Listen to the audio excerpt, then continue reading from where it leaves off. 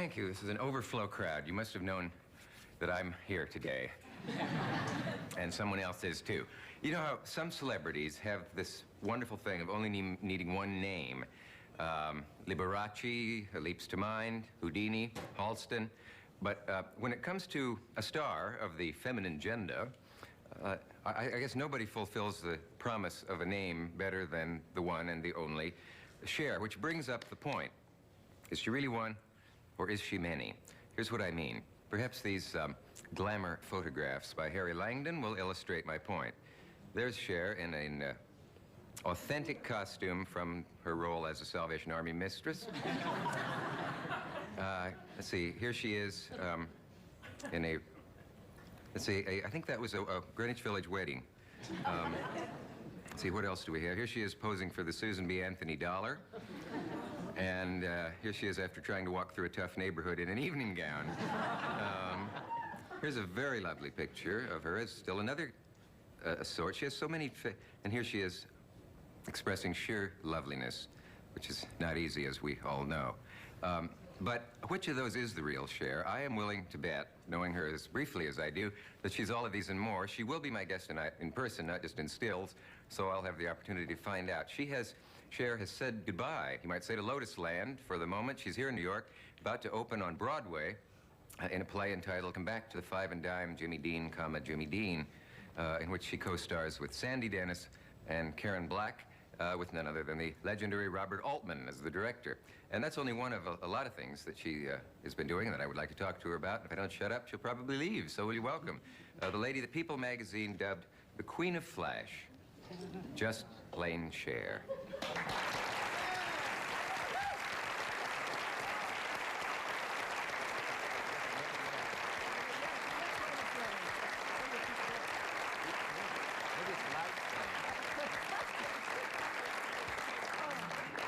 What do you mean, what is Lotus Land? I asked him what Lotus Land was, and obviously Lotus Land is Los Angeles, but now Yeah. Why did you call it Lotus Land?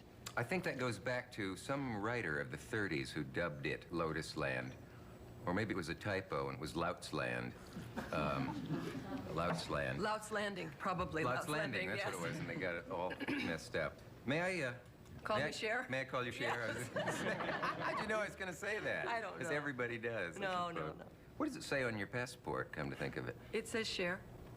And don't they say, pardon me, ma'am, but, part of your name seems to be missing. I had one problem getting into Tahiti. The man was very unhappy that I didn't have a last name and made me wait and went through all of my luggage and ripped open a teddy bear that I was bringing back from Australia. I guess the name just kind of inspired him to look for other things. I wasn't really sure. Why didn't you say, well, but Cher is my last name? No, he didn't really care about anything. He just was very unhappy that I didn't have a last name because everyone who'd ever been to Tahiti had one. And he took it out on your teddy bear? Yes, he took it out on my teddy bear. Why do I associate you with lots of balls may I rephrase? Can we start this show over? No, I love it. You know what I'm referring All right, to? but now, only if I can Please, ask get me you. off of this. Balls of It what? has to do with magic. Slidini. Do you remember the thing we did once years ago? Yes. And Slidini did this great balls and cups and balls Yes. thing with you, and suddenly... I'd rather sit there and watch you squirm because this is fun. Yes, it's lots of fun for me, too. You know how dumb you feel when you say something like that and realize that well over 80 people are watching? Right. Very scary. Speaking of scary, here it comes, the inevitable question, but you're about to open on Broadway. Now, are your nerves shot about this? Is it frightening, all those images, the Great White Way, opening night, and all that jazz? This is a very strange thing to me. We've been doing this play now. We've been doing the play for over a week, and I understand that opening is, I think that we could never open and be very successful in the play, but you have to open, and I think that's going to make me very nervous. I probably won't be very good opening night. I guess it is a nightmare. Whoever invented opening night ought to be shot. They ought to say, right. You do previews, and on any night within the first week, the Times critic can come if he wants to. I think that would be wonderful. It'd be a lot easier. Next week, somebody else. Or even any night that you just didn't know about it, but to have everybody come opening night and do that, it's a little bit upsetting. And all those telegrams and flowers and all those things that are well meant, but you don't want them to remind you. I like doing the play, though. the audiences have been wonderful. I mean, it's really been exciting. I would say it's about the most exciting thing that I can remember doing. It is a thrill, isn't it? I did a Broadway play some years ago, and I couldn't wait to get to the theater every night. It was just, there's nothing like it. You could stand there and say... Also, if you're not doing well, it's pretty terrifying, too. Like, a couple of nights, we've had, like, strange moments, and you're just out there. There's no retaking it, starting over. You just kind of have to sweat through it, and that's also really interesting. Well, is it true that you've never stepped on a stage before in a play? Yes. Yeah. Because I'm sure much will be made of that, but there's no reason to, really. Not really. I mean, you've been on many stages. Yes, I felt very comfortable, and it's like playing a game to me, and you know, it's like playing. It is. It's make-believe. I came to New York originally to take lessons, to do a play. It didn't ever occur to me that while I was signing up to take lessons, I would get a play. Yeah, you have to be careful of getting work when you don't want it. But you have studied acting. You've been on stages. You have presence, charisma, all of that. So it isn't as if you were some... I studied acting when I was 16 for about 4 months, and I came here. I had 2 lessons with Lee Strasberg before I got this play. And I came here to do an audition for Joe Papp, and while I was doing the audition, I got a call from Bob Altman. And that was it. Strasberg's a fascinating enigma to everybody who knows him. I'm crazy about him. Where did he start with you? Can you remember what his first observation was? He didn't. You know what he said? He said, "You know too much," and walked by me. I mean, it was like, you know, someone said, "Cher's real interested in taking classes," and he said, he looked at me, he said, "You know too much," and just turned around and walked out of the room. He had to get something to eat. It was lunchtime, and and then that night I went to Anna's house. That's his wife, and he was there, and they just started telling old stories. And then the next day I just audited. I never really even got a chance to take classes by myself. I just audited the classes that he was giving, but I felt like I was learning a lot just by watching.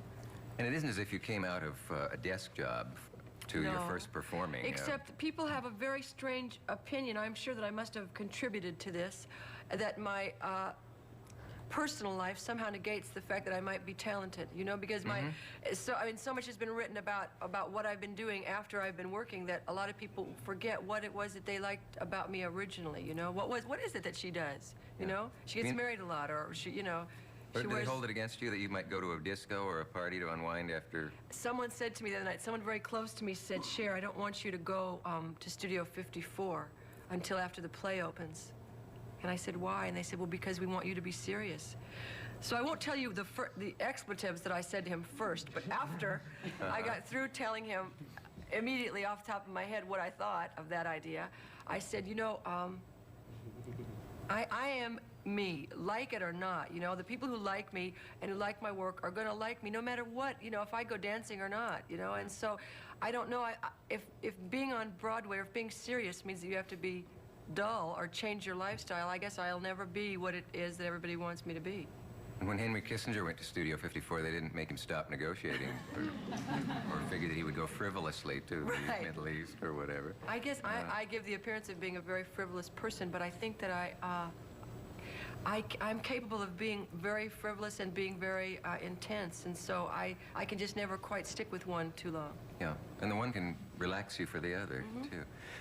There is a trap, though, and if you haven't been in a play and done everything else, almost everything else you do, you only do once and get it over with. A television show, thank God it's over, and you can relax until the nightmare hits you again next week if it's a weekly show. And when you do a play and get through it, you think, oh, that's over. And there's a trap to going to a late-night party and then thinking, uh-oh, I've got to do it twice tomorrow. Yes, I stayed out until 7 o'clock in the morning the night that we taped Night of 100 Million Stars, or you know, that thing. Yeah. And I was just having the best time. Elizabeth Taylor and I ended up at a place called Paulson's, little teeny joint, and stayed there well into the night, and I arrived home. I drove a cab home. I don't know why the cab driver let me do this, but yes. But I drove a cab home at 7 o'clock that morning and had the time of my life, but last night's performance was really difficult. Did he know you had had a little tiny joint, or did I misunderstand you? No, we went to a little joint. No, Paulson's is a little tiny joint. Oh, I see. Anyway, no, and we got into this cab, and the cab driver said that he was not really a cab driver, that he was a comedy writer, and proceeded to tell me about this. He told me a joke that he said he had written, but I'd heard it about he went to a Chinese restaurant that was Chinese-German, but an hour after he'd eaten, he was hungry for power. And I said, you know what, that's a terrible joke, let me drive. He pulled over to the right, got out, and I drove back.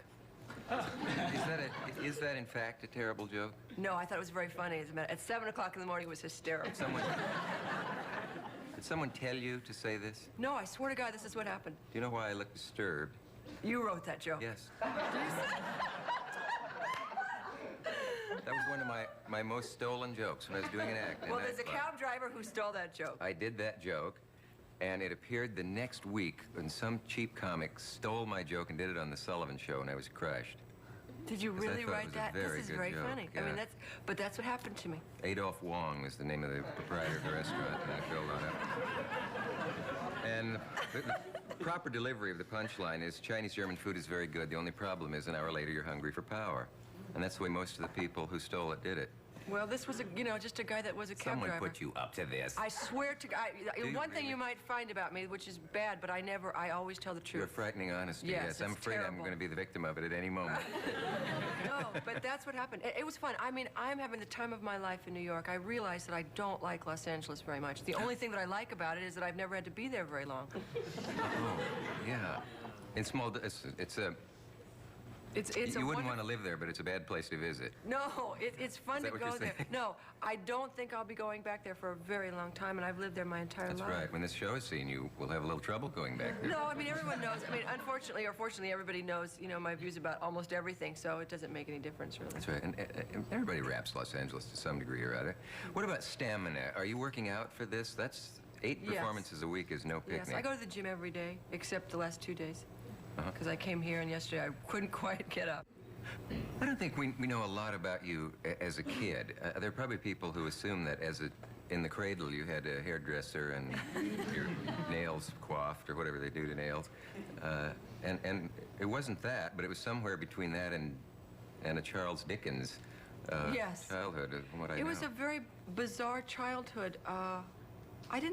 It's strange. I was much of a daydreamer. Didn't stay, the moment I found out that there were movies, that's kind of my mind was like focused, And when I was a very small girl, I thought I was an angel.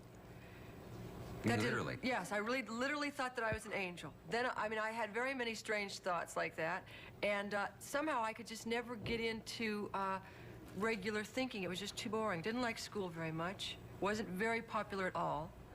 I just wasn't into it. I was kind of into thinking about what I would be when I grew up. And it wasn't the typical home scene, was it? Wasn't your father I never met my father until I was 11. What?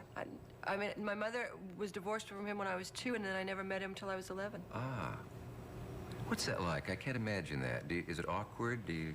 Yes. I was kind of interested in meeting him, And, that sounds bizarre, but when you've never known someone, you don't have great emotional ties. And when I saw him, I could see why my mother looked at me strangely sometimes, because I'd never even seen a picture of him. And my mother, I'd get a certain expression on my face, and my mother would look at me for a minute longer, And when I met him, I realized why, because my father and I looked very much alike, and everybody in my family is blonde except me. Now, even my children are blonde, and I was wondering where I came from, because no one really looked like me in my family. And then I met my father, and I realized, that was the person that I really looked like.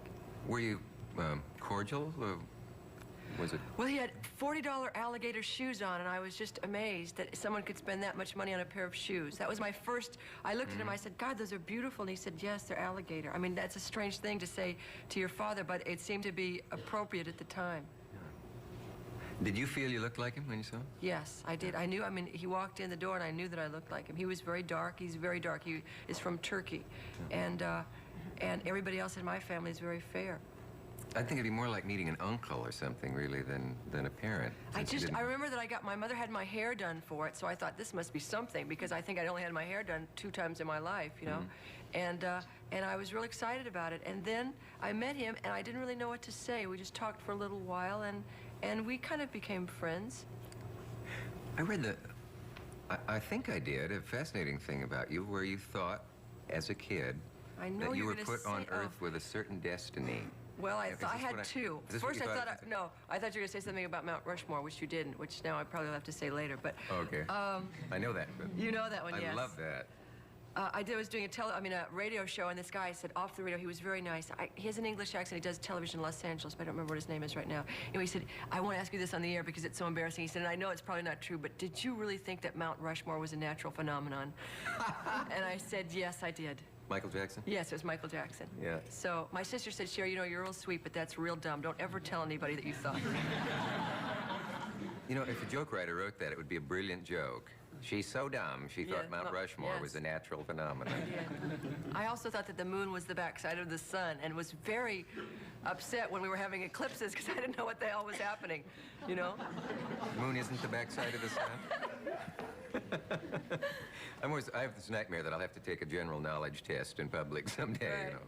How many senators from each state, and why does the moon get bigger and smaller, and all those things that you assume you know, but turns out you don't. Have you ever had a time after you got rich, sorry to say that vulgar word, certainly comparatively rich from what you were as a kid, where you could feel it slipping away, or thought, Lord... Even as we speak. Really? Yes. Yeah. When Sonny and I first made money, it was amazing because we had probably been thrown out of everywhere. I mean, if there'd been Jack in the Box at that time or McDonald's, I'm sure we would have been thrown out of there, you know? There was just, I mean, we were thrown out of every place because we did look really strange, and people kind of today forget how strange it was to look the way we did at a time when the Beatles even had these kind of cute little haircuts and round, you know, suits. Everyone was wearing suits, and Sonny and I were going around in, you know, dress Eskimo boots and bobcat furs and things like that. And I used to buy 2 of everything, like 2 electric fry pans and 2 of everything, because I was so afraid that it would go and I would at least still have this extra one, you know? You do strange things. I mean, we dreamed about when we would get rich of going into a Cadillac dealership with a bag full of money, and while they were throwing us out, say, well, we'll take those 2 and pay cash for it, you know? Of course, we never did it because after we got money, we didn't want Cadillacs, you know? We weren't, that was like, Cadillacs, no. Oh, yes. Right, but Couldn't afford to see one of those. I remember one time, I don't know why this is happening, but it is, so say something funny. What's that? Chinese German food. An hour later, you're... Hungry for Adolph Wong. They've forgotten. Yeah. I went into a dress store in Los Angeles, and I saw this really beautiful Rudy Gernrich outfit. And the lady was helping someone, and I said, excuse me, could you, and she said, Miss, I'm very busy. And I said, okay, fine. So I waited for a few minutes. She was finished. I said, excuse me, could you tell me, she said, you know, that's a very expensive outfit. Mm-hmm. And I said, how many colors does it come in? And she said, 4. I said, I'll take it in every color. And she said, do you want to try it on? I said, no. And I paid for it, and I went home and I cried, and I never wore the outfits. They were terrible. But, you know, I was so upset with the idea that she just didn't want to know about me.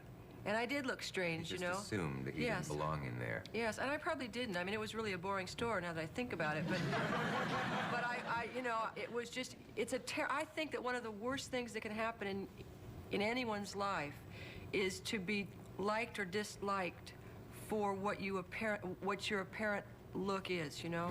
Your apparent color, your apparent status, your apparent anything, because people, it's a terrible thing. I mean, when I was little, we were very poor, and I realized that people were judging me on something that had absolutely nothing to do with what I really was as a person. It was just like, poor, next, you know? Yeah, it's the way you can feel what race prejudice would feel like in an ironic way.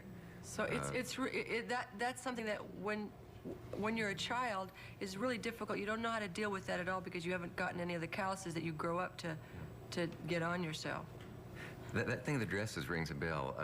A friend of mine years ago was in a snootiest of stores in Manhattan, decades ago, and the clerk was very rude to a very plainly dressed little old lady and said, these are very expensive things. Perhaps you would prefer it someplace cheaper to shop. And she said, no, I'll take this purse. And he tried to talk her out of it. It was very nasty. And someone else overheard this and came over and said, you know on whom you're waiting, since this is the last time you'll be working here. And it was Mrs. Henry Ford. That's kind of a nice story. It happens. I mean, that happens all the time. I mean, it's just, you know, you never know who you're dealing with, so it's always really better to be kind. Yeah, you should be nice to them for the right reasons. Yeah, I mean, it's really even if it weren't yeah. Mrs. Henry Ford, he should have been fired. What was that thing you thought you had a destiny, that you were placed on Earth? At different times, I had different destinies. I was always a woman of destinies. One time I thought I was here to cure polio. I was about 10 at that time. I was very pissed when Jonas Salk got there before I could grow up and become a doctor. Then I've had different, I mean, you know, somehow I haven't been able to mature quite yet, and so I always feel that I'm really here. I have a very large purpose, you know, to do something. And I keep putting it off. I think, okay, in 10 years I'll do that, because right now I'm just having a fun time screwing off and just being frivolous. Did you know your, what do I call it, anti-drug stance actually hurt your career, or was that been... Yes, I mean, people have talked about that. Yes, it did. How so? Because people were really, in the late 60s, people were really into drugs, and they wanted people that they liked to be really into drugs. Yeah. So how would you compare yourself with Janice, for example? Would you have anything to talk about? I'm alive. That's about the only, you know? That's how I would compare myself. Yes, yeah. And I think that, I mean, as we all know, that drugs played a big part in that. It's, you know, I don't have any kind of moral question about drugs. I just have the feeling that people can't cope with them correctly. If people could cope with drugs, you know, it would be a different story, but I don't know very many people that really can handle them. Usually drugs have a way of handling you, and that's the part that I object to. You don't like to give up your freedom, maybe, then, to them in some way? No, and I also don't want to hurt my body. I really don't want to hurt my body. You know, I don't smoke for the same reason, and I loved smoking, but I gave it up because I realized that I was really not doing myself any great favor. Yeah. Did you have a technique of quitting, or did you go to one of those places where they yeah, no, beat it out of you? You will not smoke. No, I got pregnant with Elijah, and I just thought it would be better for both of us if I stopped. Yeah. Who is Elijah? I don't know. No, Elijah is my son. I didn't recognize his name because it's usually a two-part name. Elijah Blue, yes. Elijah Blue, yeah, that's right. He has many names. The dreaded Ullman. I mean, we call him a whole bunch of different things. Does Elijah Blue play with Moon Unit Zappa? No. I know that. Now that's. I mean, Elijah Blue is. Well, Elijah's from the Bible. Moon Unit is a totally different thing. It's very, yeah. I can't stand the fact that we're out of time. Oh. So I'm not going to stop. Okay. We'll just have to go right into the next program. All right. Hey, let's do this some more. Okay. Okay, but we're out of time for now.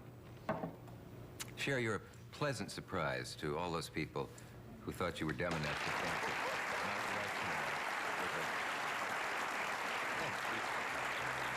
Cher, see you next time.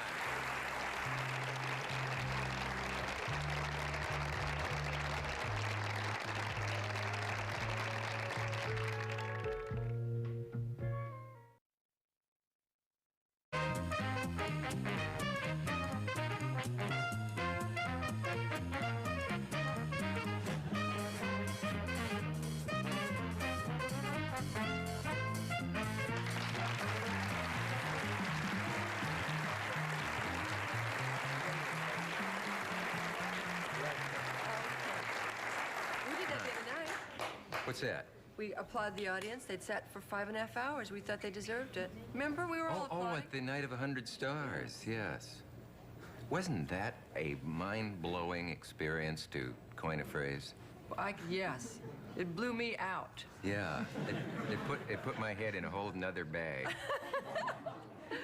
I mean, you were either running into Helen Hayes or Marcello Mastroianni or Elizabeth Taylor or, I mean, Paul Newman. I was just like that. Night of 100 Stars, which I suppose almost everybody's heard of by this time. It was 268 or 228, something like that. Yes, well, I think Alexander Cohen had an interesting psychology going from the beginning, in that it got to the point where if you weren't among the 100, Yes. it began to be that you weren't among and other people wanted in and so on. But it was fascinating to see all those people. And it got to the point where you forgot what the real world was like, because in the real world, you can turn and see a face you don't recognize. And backstage, there would be Jimmy Stewart talking to Orson Welles, stumbling over Paul Newman, as you said, and there were Alice Faye and Joel McCrea and Betty Davis, and it was astounding. And I didn't realize it was you, because they had other people dressed in that way that you were, which people will see on television. Was it rude of me to come up to you in that fantastic costume and say trick or treat? No. Which one? Was that the black one or the bride? The one with the pointed... The bride, yes. Yeah. No, it wasn't rude. It was just very you. Yeah, sometimes they're synonymous. Yes.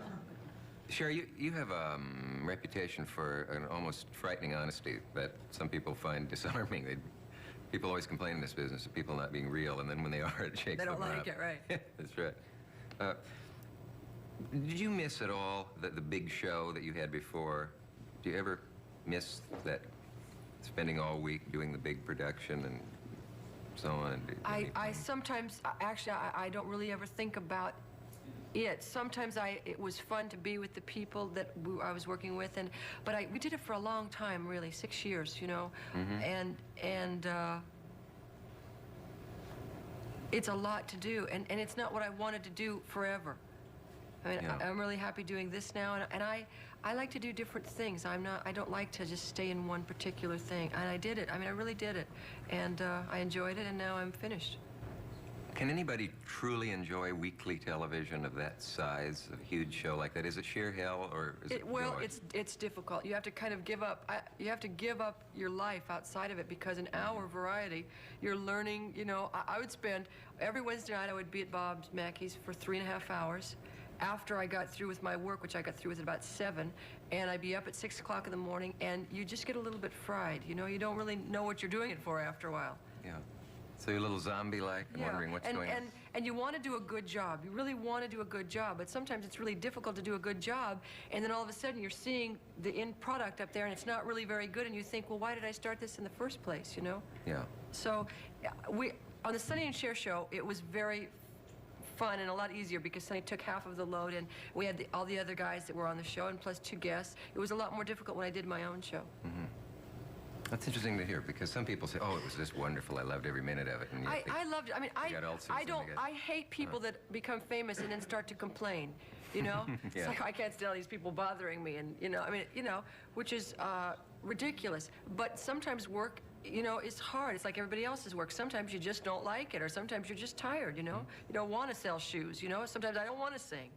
That's right. But I love my work. I mean, I would do my work for nothing. That's a real tribute to the business, I suppose. Or no, it's a tribute to you that you like what you do. I feel love almost guilty it. about getting paid for it. No, I don't feel guilty at all. I love money.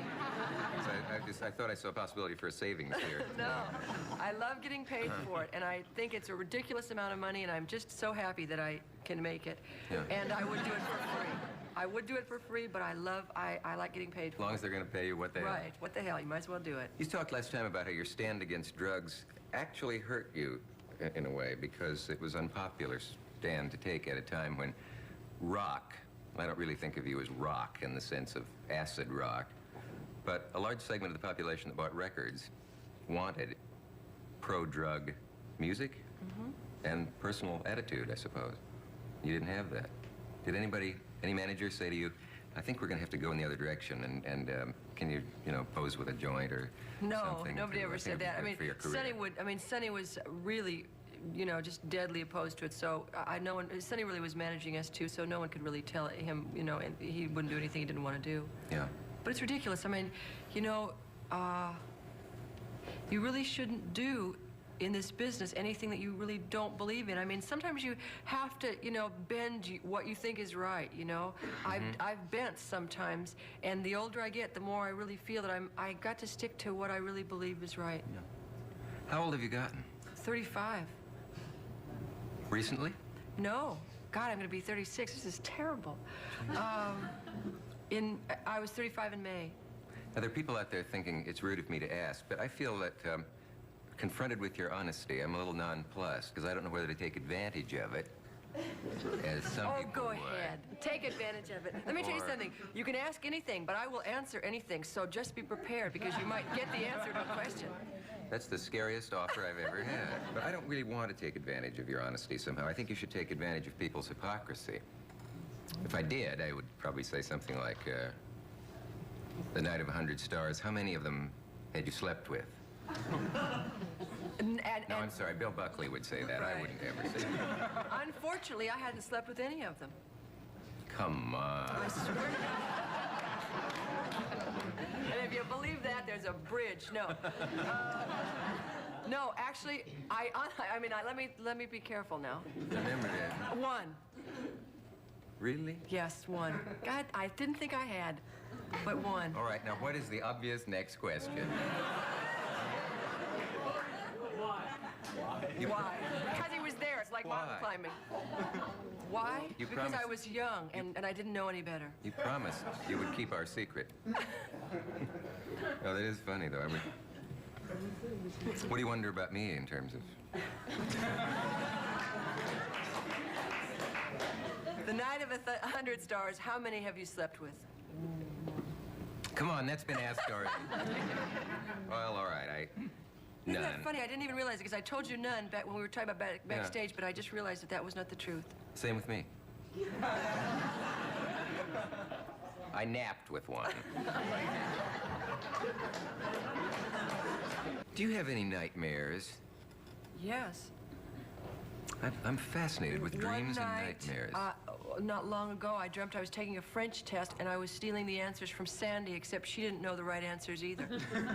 Sandy Dennis, who's in the Yes, play with you. yes. Well, that is... I was trying to copy down Sandy's answers, but I realized in the middle that her answers were wrong. And it's scary for me to come and do something that I absolutely know nothing about in a town where I don't even get to go, like, let's say, to New Haven or, something like that. I don't get to go try it out. I'm just right out there. And I had a choice to either do it or not do it. But even though I made the choice to do it, it doesn't mean that I'm not scared out of my mind. So you're willing to admit that? Yes. Yeah. I think there's nothing wrong with being scared. No. Should we analyze that dream? No. Because, dreams are always disguised. You've read Freud, and you know Yes, that... but I don't think that was very disguised at all. Bob was the teacher, the French teacher. Oh, no. The dream means, because they're so disguised, that you want to buy 200 pfennigs worth of Braunschweiger and don't have the nerve. See, that's a switch on the Freudian.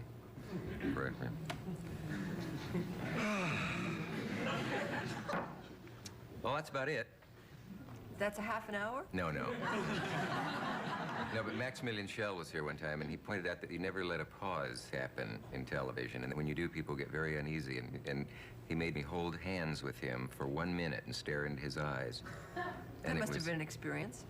Yeah, excruciating. But fascinatingly proved a point that silence can be very expressive and so forth. Have you ever had, Cher, the true actor's dream, the cliche actor's dream that almost every actor gets, that he can't imagine how he or she got to opening night without learning any of the lines? That the makeup won't go on, that they've started the play upstairs, that maybe if you learn a couple of the lines now and you spill the powder on you and you're sweating and so on. Have you ever had that one? No.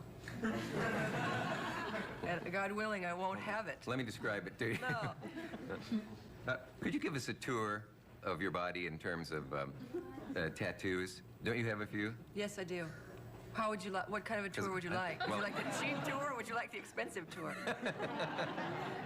The guided one, I think. Well, I mean, No, but I mean, every man, the first thing he wants a woman is tattoos. Of and so course. I thought it might be interesting to know why one gets them. I don't know why. It just seemed like the thing to do. I'm very impulsive, and I have 3 tattoos now. I can't see any of them. Well, that's because you can't see any of them. I have 1 tattoo here on my ankle of a chrysanthemum. It's a Japanese tattoo.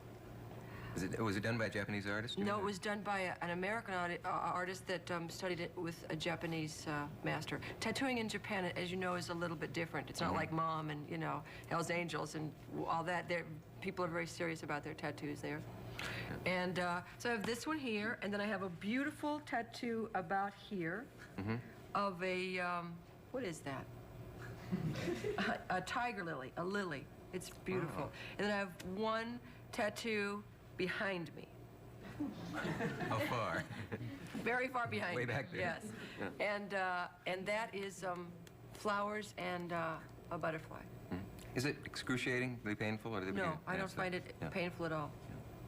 But I don't know. Some people, it's not as strange as people might think. In the history of man, tattooing has been more the common thing to do than the uncommon thing to do. I mean, Yes, it was unusual not to have one. Right. So, and I don't know what makes people. I mean, I can understand people. Like my friend said, we're never going to get to a Jewish cemetery now because it's against the religion to be tattooed. And if you're You can't Jewish. be in consecrated ground or something if you've been tattooed. I don't really know why. I would never recommend it to anybody, but since this body belongs to me for however long I'm here, I figured that I liked it, and I don't really know why. It just seems beautiful to me in a strange way. And I mean, I'm sure it's crazy. I mean, I'm sure it doesn't make any sense to anybody, and I wouldn't recommend it, but I liked it.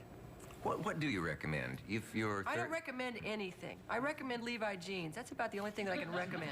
the old jeans. Yes. Yeah, but it put a lot of people out of work. You know, you were talking the other night about how people have images of you, of what you're like, and some people think you're a freak, and some people think you're zany, and some people probably think you're drug-riddled, and all those things that they think of as being, in any sense, connected with the music world, rock, and so on. When I say do you have any morality, I don't mean it funny-like, but do you have a moral code for yourself? Yes. In terms of... It's not one that I think about all the time, but I try and be nice to people, and I try and tell the truth, and I think that those are the only things. I mean, not that I'm nice constantly, because God knows I'm a bitch on wheels sometimes, you know, you just are.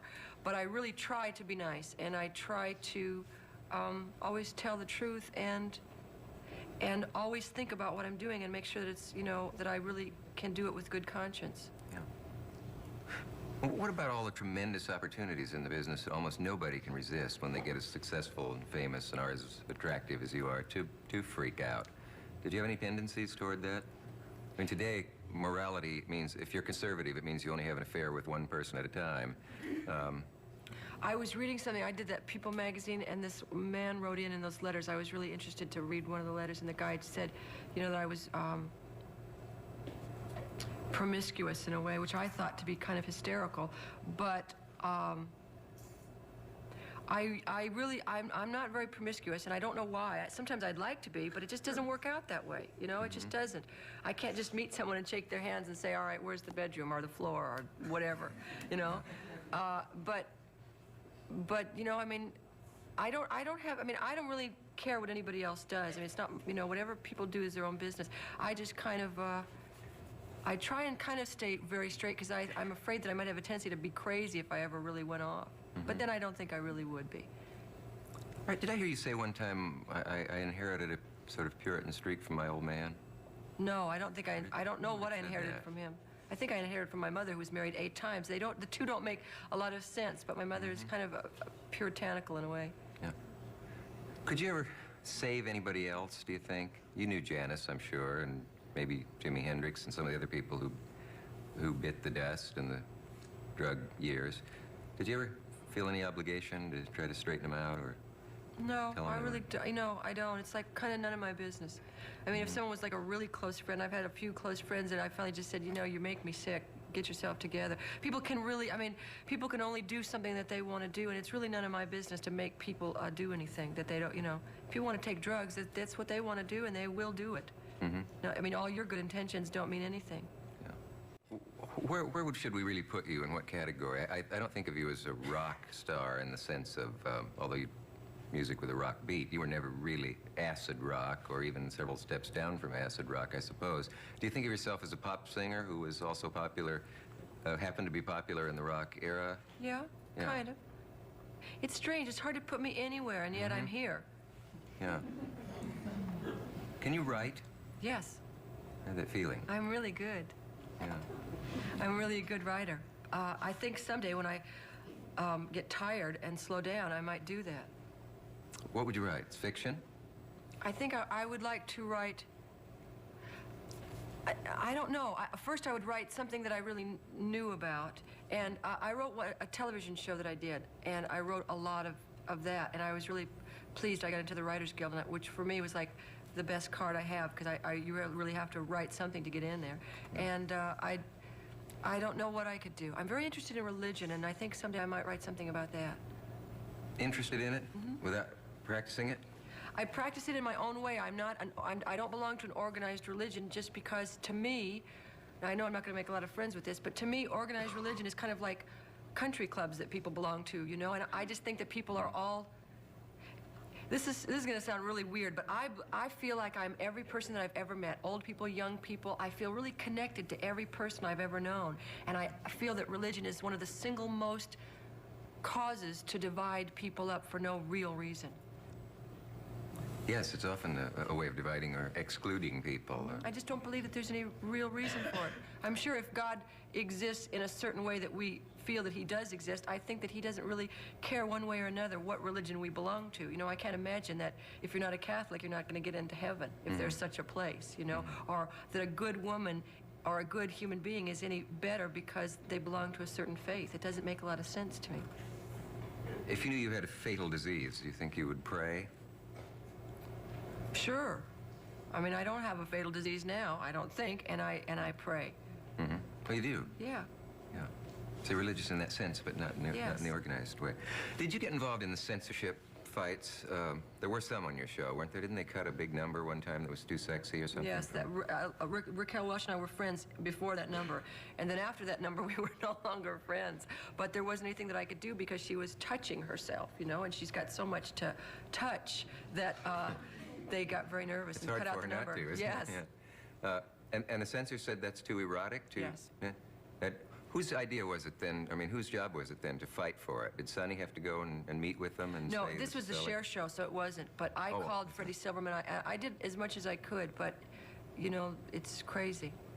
Why would she not be friends with you as a result of that? Because she thought that I had something to do with it and thought that I could have saved the number, but I just couldn't. I mean, you know, I did what I could and I couldn't do it. Yeah. But I mean, they cut numbers on me. I mean, they wouldn't let me say lover in a sketch. I had to say boyfriend. And I said, what is the difference? Well, didn't they see things at rehearsal? I mean, shouldn't they have seen that Raquel was, or did she fail to touch herself at rehearsal? Well, I guess she failed to touch herself. Well, she was wearing something different in rehearsal than she wore on the actual filming. Mm-hmm. It's funny to think of the language barriers that there were back then. I can remember I when was the first woman to show her belly button on television. That doesn't seem like a big thing. Lord, I forgot that. Yes. It's the biggest news since... That will probably be on my tombstone, no matter what else I do. That'll be it. Right, you're the woman who broke the belly button barrier in television. And yet you haven't seen that many of them since, as I recall. I No, guess but that's you all right, though. see everything else. Has anyone ever explained what is obscene about the belly button? Doesn't almost everybody have one? It's the gateway to something more, I guess. I don't know. First the belly button, tomorrow God knows what else. Yes, it's the sequence theory of conspiracy theory or whatever.